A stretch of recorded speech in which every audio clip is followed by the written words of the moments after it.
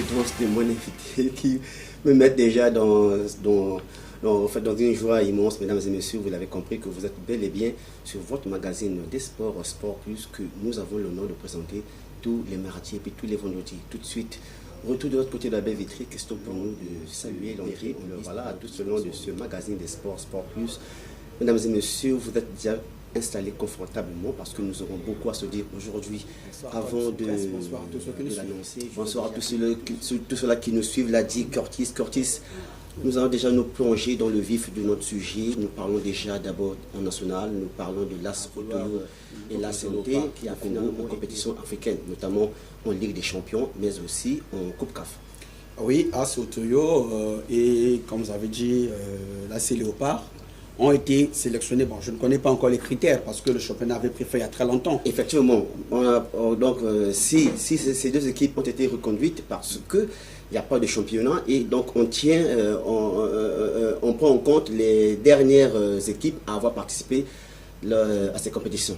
D'où besoin y était de reconduire l'AS Otoyo et puis l'AS Léopard. Je serais peut-être satisfait pour l'AS Otoyo, parce que vous savez, l'AS Otoyo a quand même fait une très bonne figure lors de l'édition précédente. Il s'est notamment arrêté au quart de finale, donc c'était quand même quelque chose de louable, c'était quelque chose à féliciter. Seulement, bon, on ne va pas trop rentrer dans ce débat-là, mais moi je suis un tout petit peu vexé de voir la manière dont on présélectionne le club. Parce que si j'étais imaginé, moi j'étais gérant, je veux prendre Cara, Diable Noir, Étoile du Congo et tout, ça peut m'offusquer, vous voyez. De vous sélectionner, on ne sait pas sur quelle base, parce qu'ils se sont qualifiés l'année d'avant. Comme le championnat n'est pas arrivé au bout, espérons qu'ils vont faire... ils ne vont pas faire piètre visage, quand même ils vont rehausser notre niveau du football congolais et grâce à eux peut-être que ça sera très bien cette année. Vous l'avez dit, il n'a pas été possible d'organiser un mini tournoi de 4 voire 5 clubs, les titans du pays, pour essayer un peu de voir le niveau des équipes qui pouvaient accompagner l'AS Otoyo. Bon, c'était aussi possible de créer un petit tournoi comme ça, de 4, 5, 6 clubs, et peut-être le seul club arrivant en finale, ou je ne sais pas, quand il n'y aurait pas une finale, le gagnant devrait accompagner l'AS Otoyo. Mais moi, j'ai du mal à avaler ça. Pourquoi je dis que j'ai du mal à avaler ça? Moi, j'aurais aimé que nos autorités prennent sérieusement les choses en main. On peut accepter de se faire, je dirais, sanctionner. On n'est pas qualifié parce qu'on doit restructurer le championnat. Ah, voilà. On accepte qu'on ne se qualifie pas. On ne peut pas envoyer des clubs juste comme ça. Tout va. Là, ils n'ont pas de préparation. Oui. Le championnat est arrêté. Ces clubs-là font comment pour se préparer actuellement? Vous pensez qu'ils vont tenir face aux clubs? Imaginons. Zamalek, Al-Ahly, le Wydad Casablanca et tout ça. Eux, ils ont des championnats compétitifs. Ces clubs-là jouent. Nous, ici, le championnat est arrêté. Comment voulez-vous que nos clubs à nous aillent faire bonne figure? Acceptons. Si j'étais à la place, excusez-moi, je ne suis pas à la place, je ne sais pas si c'est du ministère ou de la présidence de la fédération, mais j'aurais accepté de ne pas qualifier un club. Qu'on nous sanctionne. Exception serait faite sur l'AS Otoyo. On pouvait dire, bah oui, l'AS Otoyo, on peut l'envoyer en Coupe CAF, mais en Ligue des Champions, nous ne sommes pas encore valides, nous ne sommes pas encore prêts à envoyer une équipe. Donc voilà, on accepte, on prend ça sur nous, que cette sanction puisse être infligée. C'était la meilleure des solutions. Ah oui. Moi, prenons AS Otoyo quand même à jouer quelques matchs ici et là, il n'y a pas très longtemps, en Coupe CAF. La dernière fois que AS Léopard a joué, c'était quand? Quelqu'un peut me donner une date? C'est déjà un match officiel. Voilà, d'entrée de jeu, je peux dire. Voilà, ça a juste été les taux préliminaires. Voilà, donc on peut aller au-delà de 6 mois. Et vous voulez que ce même club représente le Congo à un tel niveau? Voilà le problème. Ouais. Et si on acceptait, on prenait sur nous, on n'envoie aucun club là-bas, on nous sanctionne comme il se doit, mais on s'assoit autour d'une table, on se décide, voilà, et puis, on relance le championnat normalement, et le champion, sinon le vainqueur du championnat, représente le Congo. S'il va aller faire piètre visage, au moins il est champion, élu, normalement. Voilà comment est-ce que les choses devraient se passer. Bon, seulement nous ne sommes pas des décideurs, mais nous souhaitons bon vent quand même à nos clubs dans ces compétitions. Alors, l'a dit Curtis que nous souhaitons quand même bon vent. Nous allons vite prendre l'actualité de l'autre côté de la République démocratique du Congo, où Barthélémy Gatsono, ancien entraîneur de Vita Club, a été démis de ses fonctions. Des impressions de joie, un sentiment de joie. De la Célopard. Voilà, de la Célopard. Donc, c'est finalement. Et donc, dorénavant, c'est Nani Telamio Cédric qui portera haut et qui tiendra donc la maison de Moscovitch, comme on l'appelle, voilà, donc de la RDC. Et déjà, ses premiers propos, nous allons les suivre. Nani Telamio Cédric, c'est bon le choix fait à l'endroit de ce monsieur par Vita Club, lui donner les rênes de ce grand club. Nani Telamio, c'est vrai, les championnats ne rivalisent pas avec celui de la RDC, mais quand on prend quand même en compte des diplômes que ce dernier venait à peine d'avoir au Maroc avec Barthélémy Gatchono, donc son homologue. Voilà. On peut dire que oui, ça peut aller, il va tenir bon. Tenir bon, moi je le crois, sincèrement. Parce que c'est un gars qui a roulé sa bosse ici, notamment il était à Kara, à Sotoyo, Étoile du Congo, sans parler des U20, de nos Diables Rouges. Donc c'est quelqu'un qui a de l'expérience. Donc s'il faut se fier aux diplômes, en tout cas, excusez-moi, les diplômes n'entraînent pas. Les diplômes ne font pas des stratégies. Les diplômes ne font pas des formations de match. Mais c'est la compétence que la personne a. Et M. Cédric Nani Telamio, c'est quelqu'un qui a de la compétence. C'est pas pour rien. Vous voyez, on l'appelle le Pep Guardiola de chez nous. Le Ibenge de chez nous. Le Ibenge du Congo-Brazzaville. Ça veut dire que c'est quelqu'un qui a de la matière à faire valoir. Et moi, je pense que c'est un très bon choix pour Vita Club. Pas seulement parce qu'il est congolais de chez moi, mais c'est parce que c'est quelqu'un qui a de l'expérience, qui a quelque chose à faire valoir. Et voilà, je crois en lui. Et le Vita Club, ça a toujours été une rivalité qui ne dit pas son nom, mais qui a commencé depuis des lustres et qui continuera aussi à ne pas dire son nom. Pensez-vous que d'entrée de jeu, il va quand même déjà imposer sa griffe? Vu le temps qui lui est imparti, je ne crois pas. Mais c'est le football. Hein? Ah oui, le football est fait de magie. Le football est fait de... Il n'y a pas de science, comment dire, infuse dans le football. Imaginons, je le souhaite, qu'il bat le tout-puissant Mazembe. Mais c'est tout bénéf pour lui. Après, c'est une longue carrière que je lui souhaite. Mais à contrario, si le tout-puissant Mazembe arrivait à lui éliminer, moi je ne pense pas que c'est sur ça qu'on puisse juger tout ce qu'il a. Parce que c'est à peine arrivé. Mais s'il gagne, il y a aussi un boost. Quand il y a un nouveau entraîneur, les joueurs veulent se donner un maximum de chances d'être titulaires. Donc ces joueurs-là vont se battre à montrer au nouveau coach que nous comptons sur vous et nous voulons jouer. Mais ça veut dire que s'il y a une équipe qui est en danger, c'est le tout-puissant Mazembe. S'il y a une équipe qui est en danger, c'est le tout-puissant Mazembe, l'a dit Curtis. On revient encore une fois de plus ici au Congo-Brazzaville, notamment à Pointe-Noire. C'est vrai que le championnat tarde à être lancé. Voilà, le ministre des Sports a été réélu. Et dans le temps pour lui de mettre en place des commissions qui vont emmener à bon port la maison de la fédération, mais aussi la relance du championnat national. Les athlètes, quant à eux, se contentent que des matchs Ewawa, voilà, matchs Ewawa, autrement appelés les rencontres réservées normalement aux vieilles gloires. Mais aujourd'hui, par manque de championnat, on est obligé de faire avec, parce que ce sont les athlètes. Pour ne pas rester à la maison, perdre ses facultés, donc ils sont obligés. Il n'y a pas seulement les joueurs, mais aussi les arbitres, parce qu'eux aussi, ils officient souvent des rencontres en Ligue 1, mais par manque de compétition, ils sont obligés d'aller comme ça, voilà, Curtis, d'aller comme ça, donc suivre ces matchs Wawa, les arbitrer, question pour eux aussi de toujours garder les mêmes... Je peux accepter pour les arbitres, question de garder un peu la forme, mais pour les joueurs, moi, ça me fait mal. Mais il n'y a pas de championnat, Curtis. Que voulez-vous? La plus belle femme au monde donne que ce qu'elle a. Comment finir? Actuellement, ce qui se présente auprès de ces joueurs, ce sont les matchs Wawa, donc obligés de jouer ces matchs-là pour se maintenir en forme. En attendant bien sûr que le championnat reprenne ses droits. On n'a pas de championnat. Oui. Mais est-ce que ces clubs qui jouaient dans nos championnats-là n'existent plus? Mais ça existe, mais est-ce que ces clubs n'ont pas d'entraîneurs? Est-ce qu'ils n'ont pas leur terrain d'entraînement? Est-ce que ces clubs, il y a des directeurs départementaux qui sont là, est-ce qu'ils ne peuvent pas créer des mini-championnats pour essayer de garder ces joueurs en forme? Les matchs, vous savez comment ça se termine? Ils jouent, vous courez, après c'est la bière. Je pense que c'est pour garder la forme. Mais c'est pas tout. C'est désolant. Je pense que ce ne sont pas tous ces joueurs-là que ça donne à l'alcool. Pas tous. Mais ceux-là qui veulent faire carrière dans le football, donc forcément, ils vont jouer ce match-là, c'est juste pour se maintenir en forme, pour garder la forme, parce qu'en espérant bien sûr que le championnat reprenne. Mais sinon, s'il faille que tous ces joueurs-là restent à la maison, mais je pense que le championnat, lorsqu'il va reprendre, nous aurons des équipes qui vont prendre des raclées. Voilà pourquoi je recommande aux tenanciers de clubs de garder leurs joueurs, de continuer à travailler, de créer des matchs amicaux entre eux. Mais les matchs amicaux... Laissez les joueurs comme ça, à jouer ces matchs Chihuahua. Mais les matchs amicaux, si vous gardez ces joueurs-là, mais après, il faut les nourrir. Mais dans ces matchs Chihuahua, combien ils gagnent? Non, là, c'est juste pour la forme. On peut faire se maintenir en forme comme ça, là, voilà. Et si vous créez des matchs amicaux entre vous, vous travaillez entre clubs, vous voyez ce manque de professionnalisme, là, c'est quelque chose de criard. Est-ce que vous savez que le football, c'est un métier? Effectivement. Il y a des centres de formation dans des pays nantis où quelqu'un va à l'âge de 8 ans, 9 ans, il n'apprend que ça. Donc, vous vous rendez compte, vous piétinez le travail de quelqu'un. À qui la faute? À qui devrait donc on incomber cette faute? Ce footballeur lui-même, qui ne connaît pas sa valeur.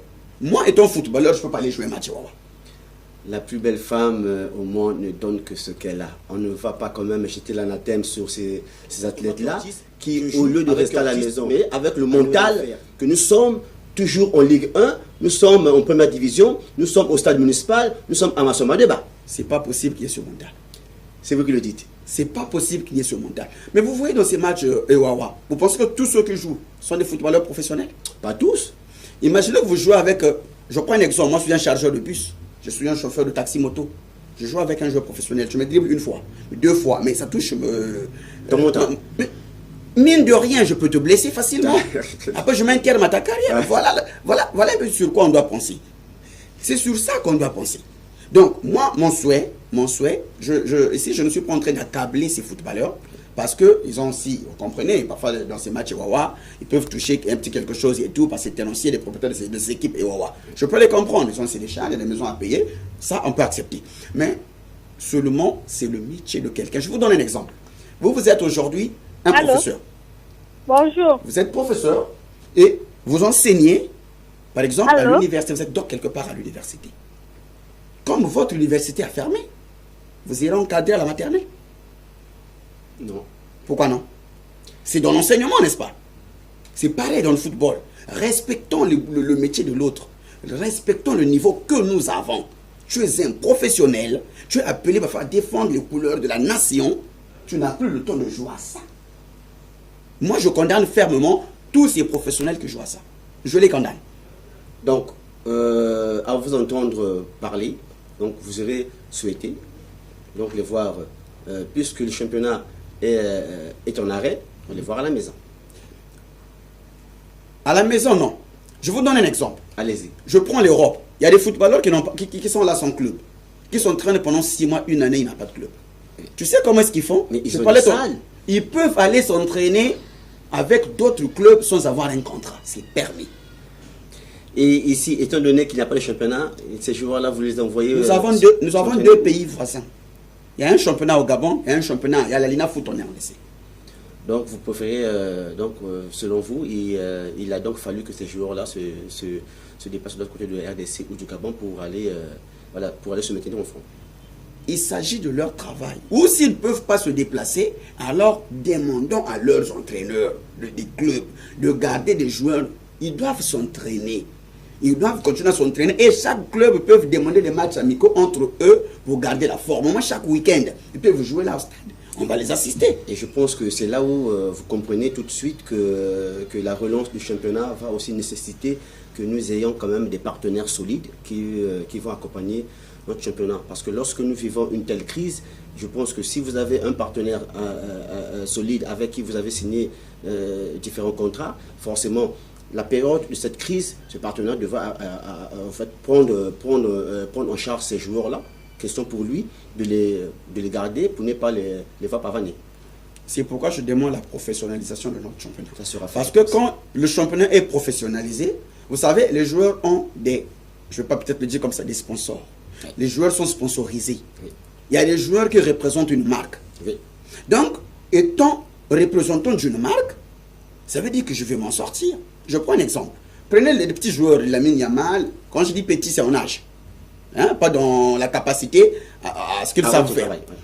quand je dis ces petits joueurs-là, des Hendrick et tout ça, c'est des petits en âge. Mais ces joueurs-là représentent déjà quelque chose. Ils ont des sponsors. Ça veut dire que même s'il ne joue pas, il peut rester une année sans club. Il va continuer à travailler. Mais pour gérer un peu ses charges et tout ça, il y a parfois Puma, Adidas, pour ne pas faire la publicité de ces marques-là, qui les accompagnent. Pourquoi chez nous, on a des marques? Oui, effectivement. Mais qu'est-ce qu'ils font pour notre football? Mais je pense qu'ils seront interpellés par les autorités compétentes afin de les demander aussi de chaque fois apporter un plus dans notre championnat parce que nous voulons le rendre professionnel, comme vous l'avez dit jadis. Je pense que les cris de cœur certainement arriveront auprès de nos autorités et quant à eux aussi, ils vont travailler là-dessus pour voir un peu comment rendre rentable aussi notre championnat. D'abord, il faut trouver, la grande question, trouver d'abord un président à la fédération. Ça viendra. Je pense que les choses sont en train de se bouger un peu de l'autre côté de Brazzaville. Je pense que d'ici peu, nous pourrons déjà trouver des solutions déjà à cette problématique de la fédération, forcément. Parce que 2027, c'est pour bientôt. On va trouver des solutions. Mais vous savez, et ça, je m'adresse solennellement à ceux qui gèrent notre football. Ne mettons pas à la tête de notre fédération quelqu'un qui viendra pour ses propres problèmes et non pour le problème du football congolais. Il y a de ceux qui ont la compétence, on a des anciens joueurs, on a des anciens entraîneurs, on a des anciens arbitres, il y a des gens qui connaissent le football, pas que congolais, mais international. Donc, mettez à la tête, je ne sais pas comment ça se passe là-bas. Si ce sont des votes, permettez-nous de voter. Qu'il y ait des candidatures que nous allons valider. Quand je dis nous, je parle de tous ceux qui sont dans le domaine footballistique du Congo. Qu'on vote notre président, quelqu'un qu'on mette à la charge de relancer le championnat, de professionnaliser les clubs. Mais forcément, cela se passe toujours par les votes parce qu'il y a des candidats. Voilà, il y a quand même une marge à respecter des candidats. Voilà, vous postulez tous et puis les dossiers sont examinés par le ministère des Sports. Et puis voilà, en connivence avec les institutions qui gèrent le football mondial, la FIFA et puis la CAF. Voilà, et puis donc on fait appel à celui dont on trouve que le profil répond bien sûr aux normes et puis aux attentes du pays. Ce dernier voilà, sera forcément appelé. Oui, mais qu'on appelle un méritant. Qu'on n'appelle pas quelqu'un parce que toi et moi on se connaît. Le cas, je pense que c'est nous n'allons pas aller loin, c'est le cas aussi de l'autre côté de la RDC, la FECOFA, on a pu voir. Voilà, appel à candidature, il y a eu quand même 10 anciens joueurs qui ont postulé. Les Chabani Nonda, Aziz Makoukoula, voilà, c'est quand même des joueurs qui ont servi la nation, qui connaissent mieux le football congolais. Donc ces derniers ont postulé et je pense déjà en vu des sondages, voilà, ça se dit comme ça que ça se joue entre Chabani Nonda et puis Azmak. Oui, et je lance ce cri de cœur à les anciens footballeurs congolais, s'il vous plaît. C'est le moment pour vous d'apporter à ce football-là ce que ce football vous a donné. Rendez à la nation ce que vous avez reçu. Venez, faites vos candidatures. On a besoin de vous. En Côte d'Ivoire, Gilles Leroy était candidat, bien qu'il n'a pas gagné. On peut comprendre. Au Cameroun, c'est Samuel Eto'o, c'est un ancien footballeur. Là, on parle de la RDC. Vous voyez, nous voulons que vous aussi, nos anciens footballeurs, pour ne pas vous citer parce qu'on vous connaît, de nom, les doyens tels qu'on vous appelle là, s'il vous plaît. Nous voulons de votre expérience et par rapport à votre vécu, nous croyons en vous que notre football va se relever. Nous croyons en vous que notre football m'accompagne tout au long de ce magazine des sports. Voilà, nous sommes là dans le deuxième volet. Nous allons parler du judo. Curtis, Nairobi 2026, épreuve individuelle du championnat d'Afrique de judo. Kenya 2026. Moisson néfaste pour les Diables Rouges. 0 médaille, tous éliminés, aucune qualification pour les phases finales. C'est déplorable. Il n'y a pas que le football congolais qui est en panne sèche. Et le sport congolais, en tout cas, le sport en général, est à terre. Moi, je croyais, ils sont partis, on était tous, il y avait l'engouement. C'est quand même ces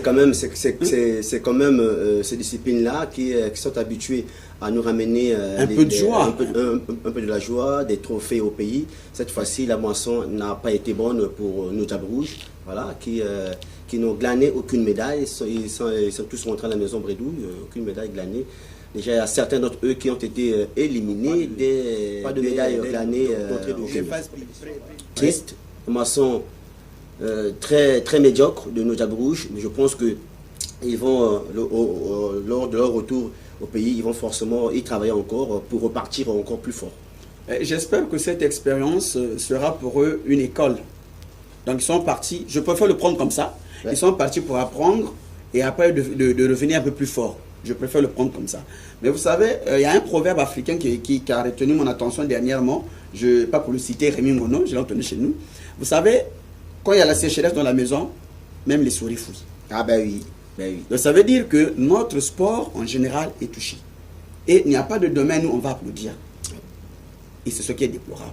Nous osons croire qu'avec ce remaniement et la maintenance de notre ministre, commençons par le judo, le football, le tennis, tout ce qui est sport congolais, en fait, va essayer un peu de prendre du peps ou du tenus, de se relever un peu. Parce que même là, si le judo atteint ce niveau, c'est désastreux. C'est désastreux, la vie.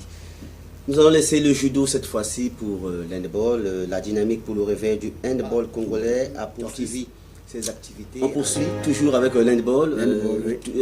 C'est vrai que vous l'avez dit, que actuellement le sport congolais est à terre. Aucun compartiment qui ne peut être épargné pour dire que oui, là ça marche. Parce que même l'handball aussi, il y a toujours une crise au sein des handballeurs congolais. On ne comprend pas. Et ça ne date pas d'hier. Voilà. Ça ne date pas à la tête de la fédération, c'est Mme Noumazalaï qu'on ne veut pas voir là-dessus. On propose X, c'est Y qui se pointe, mais Y n'a pas de la compétence, n'a pas les diplômes requis pour patronner la maison du handball congolais, mais c'est lui qui est là ou c'est elle qui est là. Toujours ces crises-là partout, dans toutes les fédérations, s'il faut le dire comme ça. Mais ces crises d'ego, moi j'appelle ça les crises d'ego. Personne ne veut céder la place à l'autre.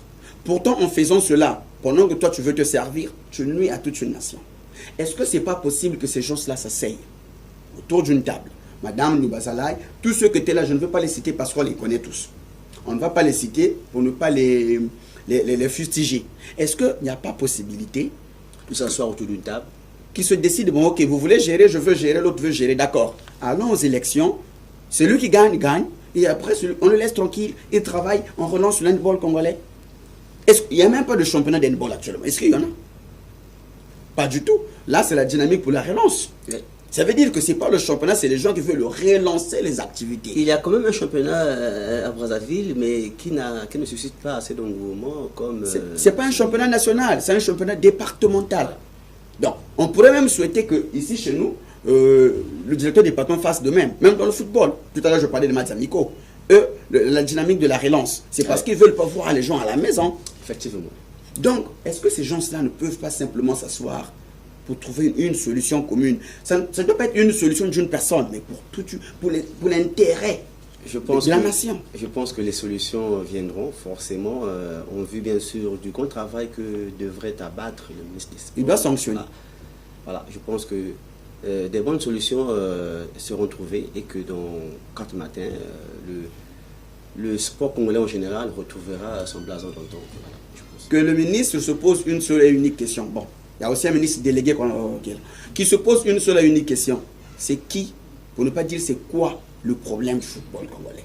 Une fois réponse trouvée, on peut résoudre le problème. Je vais vite vous rejoindre sur quand même, c'est sur les réseaux sociaux que j'ai quand même pu voir cela, où les gens, parce que l'information il faut la gérer partout, les gens ont écrit que le ministre des Sports, le ministre délégué doit gérer le sport. Non, le ministre délégué, lui, il est censé gérer la jeunesse. La jeunesse. Tout ce qui a trait à la jeunesse, c'est son domaine de prédilection. Oui. Tout ce qui a trait au football, c'est le domaine de prédilection du ministre des Sports. Du sport. Donc, à ne pas confondre. À ne pas confondre que le ministre délégué va gérer le sport. Non, le sport appartient à M. Hugues Golenelli.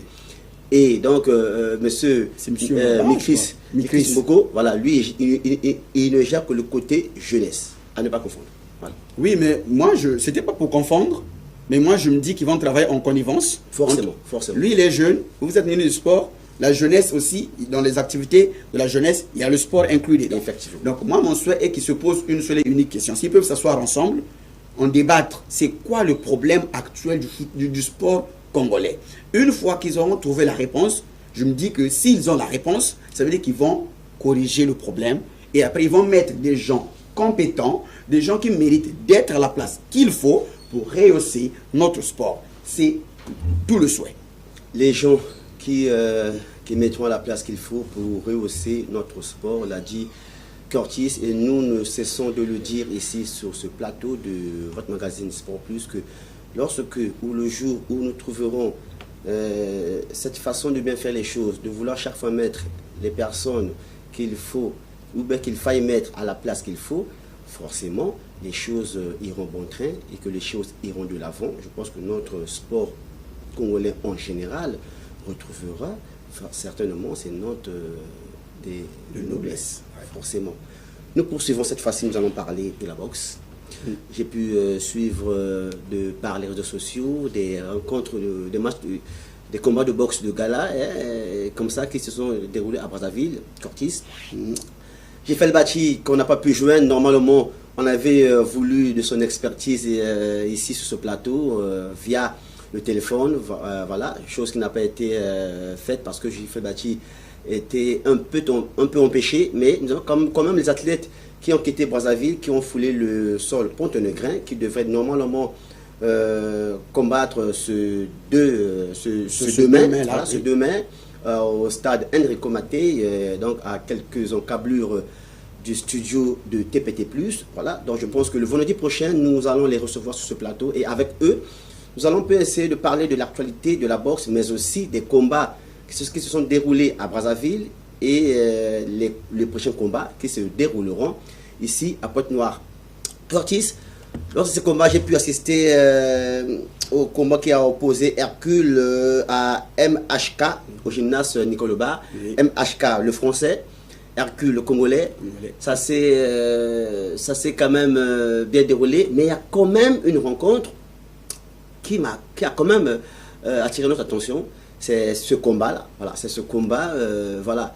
Et Curtis, vous allez voir, je pense que c'est lorsque l'athlète s'est senti déjà un peu mal au point et l'adversaire, voyant que voilà, merci à Angela Merveille qui parle le même langage que moi. Curtis, vous voyez un peu, est-ce que là, déjà que la position de l'athlète n'a pas été bonne, donc il est déjà fatigué, il a pris assez de coups, et donc du coup, le monsieur commence à aller vers, je pense que voilà, à tomber sur le ring, et l'autre vient engager un second coup, qui tout de suite, voilà. Le mec KO. Voilà, le mec KO. Curtis, si vous étiez, lors de ce combat, je pense que si vous étiez arbitre, laissez-vous ce genre de choses se passer, tout en sachant bien sûr que ces athlètes-là ne sont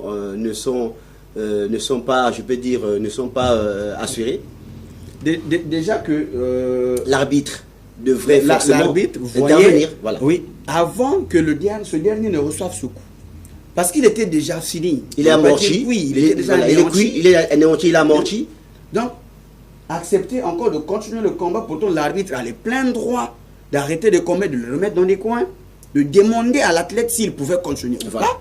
Mais il a laissé couler. Bon, ok, c'est aussi peut-être un peu normal, compte tenu peut-être des minutes qui restaient de leur round. Mais sinon, je pense que c'est une erreur de l'arbitre. Erreur monumentale de l'arbitre. Parce que là, il a mis en péril la vie d'une personne. Parce que là, il a mis en péril, quand la personne ne tient plus, nous le voyons dans beaucoup de sports, ou si la personne ne répond plus, il faut mettre un terme au combat tout de suite. Mais laisser continuer, ça veut dire que c'est mettre en danger la vie de quelqu'un. De l'athlète. Et ça, c'est une erreur monumentale. C'est une erreur. Alors voilà pourquoi il faudrait aussi que ces arbitres-là puissent chaque fois aller plutôt subir des formations comme ça, des formations, parce que c'est vrai que ça ne s'arrête pas seulement dans les compétitions. Chaque fois que vous êtes formé, vous apprenez encore plus, parce que le monde évolue. Et même les compétitions aussi, les règles, chaque fois changent parfois. Change, oui. Voilà. Oui. Donc, quitte à vous aussi de vous adapter à ces nouvelles règles-là. Je pense que là, nous incons Curtis, je pense que là, s'il faille attribuer cette faute grave, nous l'attribuons à qui? Carton rouge pour qui? C'est l'arbitre. Voilà. C'est l'arbitre. Et je demande qu'il se recycle. C'est possible. Moi quand j'aime le travail que je fais, il m'arrive des fois où je ne travaille pas. Mais je ne reste pas chez moi. Parce que j'ai envie de plus apprendre. Et je passe mon temps, pas qu'à suivre des formations, mais à suivre ce qui se fait de mieux ailleurs. Ces arbitres peuvent faire pareil. Continuer à suivre les combats de boxe. voir à quel moment il faut couper un combat, à quel moment on peut laisser continuer. Et ça, c'est instinctif. On n'a même pas besoin d'avoir des règles ou un règlement pour ça. Non. Eh oui. Ça, c'est instinctif, c'est l'instinct de survie. Il faut d'abord arrêter le combat, mettre l'athlète à côté, discuter. Parce qu'on discute aussi. C'est pédagogique. Est-ce que tu Parce peux continuer? qu'avec un coup pareil, l'athlète peut perdre la vie. Mais déjà qu'il ne tenait plus. Il ne tenait plus sur ses jambes là. On le voyait, il titubait déjà. Il ne tient plus. Donc ça veut dire qu'il a une forte chance soit de se retrouver à l'hôpital, soit je sais pas moi, de perdre la vie facilement. De perdre la vie facilement. C'est une erreur de l'arbitre, c'est une erreur, je dirais, de gamin. Pourtant, c'est un ancien. Je pense que donc le vendredi, lors de notre magazine des sports du vendredi prochain, nous aurons sur ce plateau les athlètes venus de Brazzaville, mais aussi ces athlètes-là que vous voyez devant vos écrans-là. Ils seront là parmi nous sur ce plateau. Avec eux, nous allons débattre un peu sur ce sport, sur la boxe au Congo et voir un peu tous les mécanismes qui vont avec et comment ils préparent les compétitions, pas seulement nationales, mais est-ce qu'ils rêvent aussi aller combattre à l'étranger? Pourquoi pas? Voilà, pourquoi pas. Mais comme tout athlète, hein, c'est le rêve de tout le monde. C'est toujours seulement, est-ce qu'il y a la possibilité? Le rêve peut y être. On peut s'y mettre. Mais seulement, est-ce qu'il y a l'accompagnement qu'il faut pour arriver à ce niveau international? C'est ça le problème. Accompagnement qu'il faut pour arriver à ce niveau, voilà, pour combattre, pour compétir, pour représenter le Congo à l'international. Nous pensons que dans les jours à venir, forcément, les présidents de ces fédérations-là s'y mettront à beaucoup travailler pour ne pas, voilà, pourquoi pas voir nos athlètes eux aussi aller glaner des trophées, glaner des médailles sur l'échiquier international. Nous laissons la boxe cette fois-ci. Nous plongeons dans la coupe aux grandes oreilles. Vous êtes sans ignorer que c'est aujourd'hui que débutent les demi-finales de la Ligue des Champions. Les affiches du jour, nous avons le PSG, tenante du titre, qui a son titre à défendre tout à l'heure face au Bayern de Munich. Curtis, 2 poids 2 mesures. 2 poids 2 mesures, oui. Bon, vous savez, le PSG reste, comme vous avez dit tout à l'heure, le tenant du titre. Mais n'oublions pas une chose, cette saison, le Bayern a déjà battu le PSG. Eh oui. En phase de ligue. Oui. En phase de poule. En phase de poule. Oui. Il y avait un doublé de Luis Diaz. Bon, après, il avait pris un carton rouge et tout ça. Mais aujourd'hui, les cartes sont rebattues. Eh oui. Ça veut dire qu'il n'y a plus de pro, il n'y a plus de dernier, on s'en fout de ce qui s'est fait en amont. Ça veut dire que ce qui compte là, c'est le lendemain. Donc, c'est le match d'aujourd'hui. Et je pense que nous aurons un très bon match. Parce que de part et d'autre, ils sont au complet. Hein. Il n'y a pas de manquement de joueurs et tout. Donc, nous aurons un très bon match. Petit avantage de qui déjà?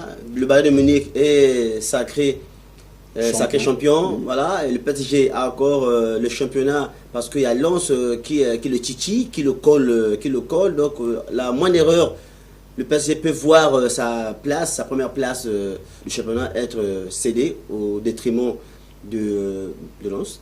Oh, ça, je l'ai dit dernièrement, la semaine passée, j'ai essayé de te parler de ça. Mais Lens a perdu du terrain.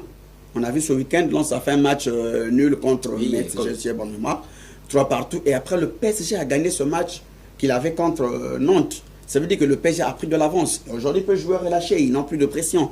Parce que à 4 journées de la fin, ici, vous avez au moins 7 points d'avance. Ça veut dire que le PSG finira champion. Il suffit de gagner 2 matchs. Donc aujourd'hui, le PSG va tout mettre, tout miser dans cette compétition-là qu'ils ont gagné l'année dernière. Ils ont à cœur de garder leur coupe. Voilà. Donc, ils ont envie d'écrire une nouvelle histoire. Donc, je pense que le championnat aujourd'hui ne compte plus.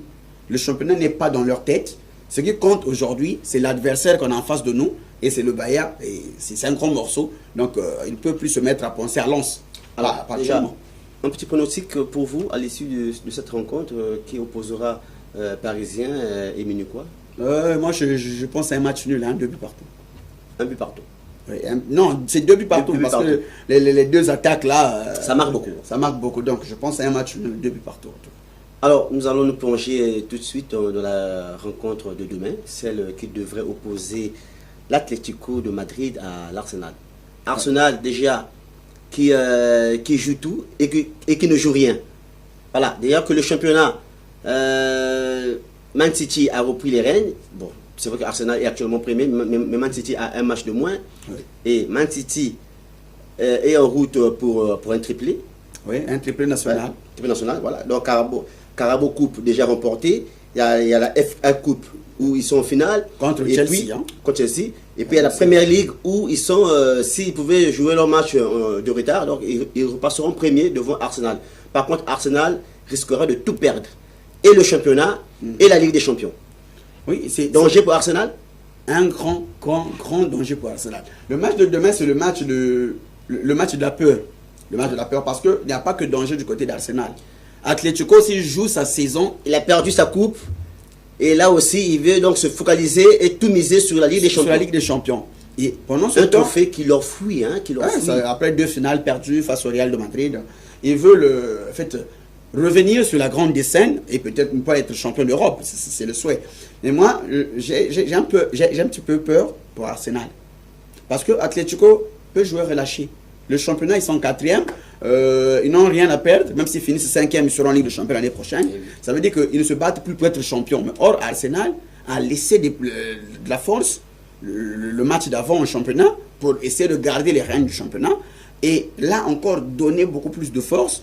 Je pense que il y a un petit danger pour Arsenal. Alors, avec Arsenal, c'est bizarre. C'est quand même une remarque faite, pas seulement nous, mais vous aussi, certainement, qui nous suivez de partout. Ils démarrent en mode diesel. Quand ils démarrent en mode diesel, ils sont partis, mais après, ils s'essoufflent. Ah ben oui. Ils s'essoufflent. Moi, je croyais qu'ils devaient vraiment remporter 1 ou 2 trophées cette année. Ils étaient en lice, il y a 3 semaines en arrière, ils étaient en lice pour remporter 4 trophées. 4 trophées. Ils étaient en demi-finale de la League Cup, que Chelsea va jouer la finale contre Man City. Ils étaient en finale de Carabao Cup contre Manchester City. Ils étaient en premier à 9 points, je pense, de Man City en championnat. Ils ont quand même distancié City en championnat. Et ils étaient en Ligue des Champions. Ils étaient favoris même au départ. Quand on voyait des pronostics, tout le monde disait que non, l'équipe a terminé la phase de poule sans pourtant concéder même un match nul. 8 matchs, 8 victoires. Ah ben voilà. Donc tout le monde les voyait sur le toit peut-être du monde. Car Arsenal allait tout glaner cette saison. Et on se retrouve là à se poser des questions, à s'inquiéter pour eux. Ouais. En tout cas... Leurs vieux démons surgissent toujours à cette période-là même. Donc toujours à la fin. Jamais au début, jamais au milieu, mais c'est toujours à la fin que Arsenal perd tout. Comme l'an dernier. Et il n'y a pas que l'an dernier. Il y a 2 ans en arrière, Arsenal avait 6 points d'avance face à City. Ils ont perdu le championnat lors de 3 dernières journées. Donc, en fait, c'est une équipe qui, moi je me dis, ils commencent trop bien, d'une manière tellement géniale, et après, ils ne savent pas garder le cap. Ce n'est pas une erreur de jeunesse, mais est-ce qu'on peut parler aussi de l'expérience? Je ne sais pas. Voilà, mais c'est un problème d'essoufflement. Certains internautes appellent souvent Arsenal que ce n'est pas un club, mais c'est une sorte de formation. Eux, ils sont là juste pour former des joueurs, mais jouer les compétitions telles que se doit, ils ne savent pas le faire. Mais ils ne peuvent pas garder l'étiquette d'éternel loser. Ah ben oui. On a vu le Bayern Leverkusen qui avait ce nom, qui avait l'étiquette d'éternel loser en Allemagne. Mais finalement... ils ont pris le championnat en étant invaincus, ils ont aussi remporté la coupe. Cette saison, le Bayern n'avait même pas pu gagner cette équipe. Ouais. Mais en moins, eux, ils sont sortis comment dirais-je, de ce panier-là, de l'éternel loser. Et je souhaite que Arsenal, au moins un trophée. Bon, la Ligue des Champions, c'est très difficile. Ben oui, parce que déjà, c'est pas les moindres comme adversaires. Si seulement si entre le Bayern et le PSG, Arsenal croiser l'une de ces équipes en finale, c'est chaud. Je ne les vois pas les battre aussi facilement. Ouais, mais comme c'est le football, oui. Le football, c'est pas comme 1+1 à l'école qu'on a appris, tout le monde connaissait la réponse. Bon, là encore, il y a encore plusieurs réponses. Dans le marin, on te dira 2, d'autres on te dira 1, on te dira 3. Bon. Mais espérons que cette année, que Arsenal puisse remporter. Je leur souhaite vivement qu'ils remportent au moins le championnat. La Ligue des Champions, je ne pense pas, je ne crois pas non plus. Mais au moins le championnat... c'est mon souhait. Le championnat, vous savez que City aussi ne va pas laisser sa place de leader à Arsenal, tout en sachant bien sûr que sa saison aussi devrait se jouer sur ce championnat-là. Oui, mais une fois que City gagne le match de retard qu'il a, ils auront le même nombre de points, oui. Mais la différence de but, ils ont juste actuellement, ils ont une différence de 2 buts seulement. Vous voyez? Donc City a la meilleure attaque, ils ont 2 buts de plus marqués que Arsenal. Mais il y a un match. Il y a un match de Manchester City, c'est le dernier match du championnat, il va jouer contre Aston Villa. Aston Villa se bat pour les places qualificatives de la Ligue des Champions. Voilà pourquoi je souhaite que Arsenal, s'ils peuvent, gagner tous les matchs jusqu'à la fin. Et je pense que Aston Villa fera un match pour Arsenal. Je pense que City, c'est quand même une équipe qui est bien préparée et mieux préparée pour ces derniers matchs du championnat. Si vous pouvez avoir une très bonne mémoire, vous allez vous souvenir que je pense que c'est de l'année 2006, si j'ai bonne mémoire. City jouait pour son titre. Agüero contre Queen's Park Rangers. De l'autre côté, Manchester aussi ouais. jouait pour le titre. Et City n'avait jamais manqué une dernière rencontre quand il sait que le titre lui tient en main. Donc, pensez-vous que c'est Aston Villa qui viendra briser ce mythe de City? Je n'y pense pas. Peut-être pas pour briser, mais nous savons que, bon, en fait, reconnaissons les forces de City, la saison, pas passée, mais la saison surpassée, ils ont enchaîné 18 matchs sans victoire. Et là, ils sont à 9 matchs. Donc, espérons que ça ne soit pas la bonne pour eux. C'est sur les propos de Curtis que nous mettons un terme à ce magazine des sports. Merci à vous.